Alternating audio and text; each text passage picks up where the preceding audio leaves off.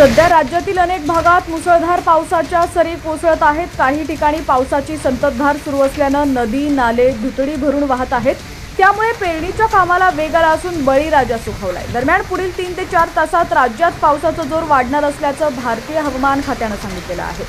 संपूर्ण बातमी पाहूयात त्याआधी तुम्ही HPN मराठी न्यूज चॅनल पहिल्यांदाच पाहत असाल आणि अजूनही चॅनलला सबस्क्राइब केलं नसेल तर नक्की सबस्क्राइब करा आणि बेल आयकॉनवर क्लिक करून नोटिफिकेशन्स मिळवा, जेणेकरून आमचे अपडेट्स लवकरात लवकर तुमच्यापर्यंत पोहोचतील। तर मुंबईसह उपनगर, रायगड, ठाणे, पुणे या जिल्ह्यातील काही ठिकाणी अतिमुसळधार पावसाचा इशारा देण्यात आलाय। या पार्श्वभूमीवर काही जिल्ह्यांना पावसाचा अलर्ट देखील जारी करण्यात आलाय। नागरिकांनी काम असेल तरच बाहेर पडावं असं आवाहन हवामान खात्याने केलंय।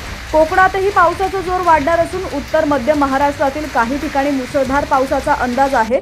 त्याचबरोबर पुण्यातही हलका पाऊस पडू शकतो। मराठवाड्यातील काही जिल्ह्यांमध्ये तुरळक ठिकाणी विजांच्या कडकडाटासह जोरदार पावसाची शक्यता वर्तवण्यात आलेली आहे। दररोजचे पावसाचे अपडेट्स पाहण्यासाठी HPN मराठी न्यूज चॅनलला सबस्क्राइब करा आणि बेल आयकॉनवर क्लिक करून नोटिफिकेशन्स मिळवा आणि तुमच्या भागात देखील पावसाची काय परिस्थिती आहे ती देखील आम्हाला कमेंट सेक्शनमध्ये नक्की कळवा।